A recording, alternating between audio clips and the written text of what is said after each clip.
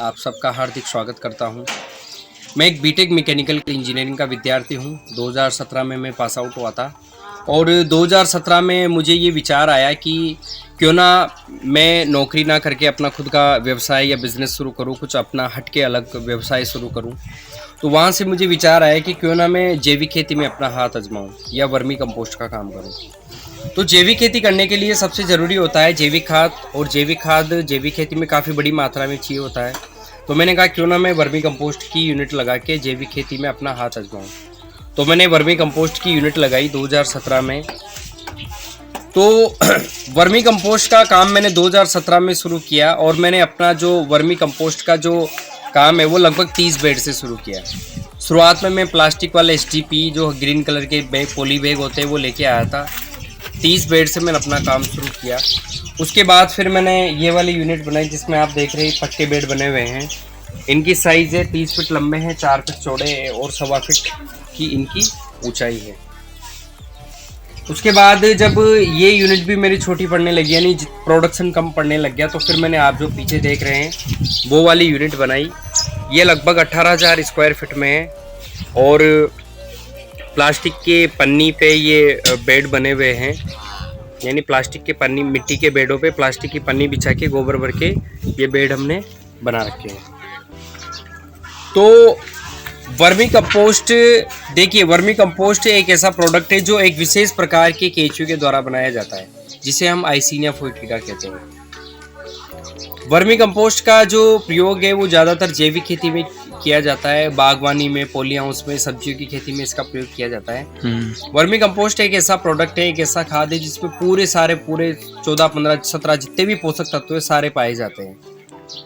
आप vermi compost को हर पौधे में, हर उस पादप में डाल सकते हैं जो जमीन में से उगता है।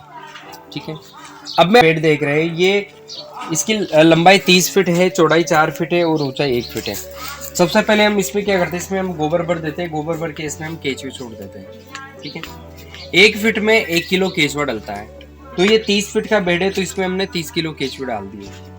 अब केचुए डाल के इसमें हम पानी का स्प्रे करेंगे। 20 से 25 दिन बाद आपको ऐसा लगेगा कि हमारी जो पहली लेयर है, जो पहली परत है, वो बिल्कुल बारीक हो चुकी है, चाय की पत्ती की तरह। तो हम इसमें पंजा घुमाएंगे, कुछ देर वेट करेंगे और वो जो केचुआ है वो अपने आप नीचे बैठेगा। फिर हम इस खाद को समेट के निकाल लेंगे 20 दिन बाद पहली परत है। अच्छा, फिर उसके बाद अगली जो लेयर है वो अपन को 8 दिन में मिल जाएगी। तो फिर अपन क्या करेंगे, इस पे पंजा घुमाएंगे, कुछ देर वेट करेंगे, केचुए नीचे बैठेंगे, फिर इस खाद को समेट के हम निकालेंगे। ऐसे निकालते निकालते लगभग 80 से 90 दिन, यानी 3 महीने में हमें 10 से 12 लेयर मिल जाएगी। यानी हमारा खाद तो अपन को मिल रहा है ऊपर और केचुए जा रहे हैं नीचे। तो फाइनली इतनी सी लेयर में सारे केचुए आ जाएंगे, जैसे कि आप ये देख रहे हैं। ये बिल्कुल पतली लेयर में सारे केचुए आ गए, जैसे कि भैया निकाल रहे हैं। ठीक है, अब हम क्या करेंगे, इस पूरी लेयर को निकाल के एक साइड पे डाल देंगे और वापस इसमें गोबर भर के वापस उन्हीं केचुओं को इसी में डाल देंगे। तो वही केचुए इसी में वापस चलते रहेंगे। अब मैं अगर केचुए की बात करूं तो देखिए, केचुए आइसिनिया फोइटिडा नस्ल का ये केचुआ होता है जिसे अपन ऑस्ट्रेलियन ब्रीड बोलते हैं जी। ज़्यादातर हमारे उत्तर भारत में इसी केचुए का यूज होता है क्योंकि ये 35 से 40 डिग्री टेम्परेचर को भी ये बर्दाश्त कर लेता है। हाँ। इनकी जो प्रजनन क्षमता होती है वो पूरे 24 घंटे होती है और ये 1 से 1.5 इंच लंबा केचुआ होता है। इसको रेड वर्म बोलते हैं, लाल केचुआ बोलते हैं। ये 90% कार्बनिक मटेरियल और 10% मिट्टी खाता है। इस वजह से इसी केचुए को सबसे ज्यादा यूज किया जाता है। ठीक है, अब केचुए की अगर मैं बात करूं, जैसे कि भैया ने मेरे से पूछा कि आप केचुए कहाँ से लाए, तो जहाँ इसकी यूनिट्स थी वहां से मैं केचुआ लाया। आज मैं खुद केचुए का मतलब सेलर हो गया, मैं खुद केचुए बेचता हूँ। कल से अगर आप वर्मी कंपोस्ट की यूनिट लगाओगे तो कोई ना कोई आपसे टकराएगा, तो वो कल से आपसे केचुआ लेगा। यानी वर्मी कंपोस्ट का प्लांट ऐसा है कि आपके इसमें वर्मी कंपोस्ट भी बिकता है और इसमें केचुए भी बिकते हैं। ठीक है, तो अब रही बात वर्मी कंपोस्ट बेचने की, तो देखिए वर्मी कंपोस्ट का मार्केट बहुत बड़ा है, बहुत अच्छा मार्केट है। वर्मी कंपोस्ट एक ऐसा बिजनेस है, ये एक बहुत ही लो इन्वेस्टमेंट से शुरू हो जाता है। इसके लिए कोई हजारों लाखों रुपए करने की लगाने की कोई जरूरत नहीं है। आप 20-30 हज़ार 50 हज़ार रुपये से भी आप इसको शुरू कर सकते हैं। एक बेड बनाने का खर्चा 10 हज़ार रुपये आता है, यानी आप एक बेड से भी वर्मी कंपोस्ट का काम शुरू कर सकते हैं। ठीक है। और रही बात बेचने की, तो एक समय था जब वर्मी कंपोस्ट कोई लोग इतने जानते नहीं थे, इसका मार्केट इतना डेवलप नहीं था। लेकिन आज के समय में वर्मी कंपोस्ट बेचना बहुत आसान है।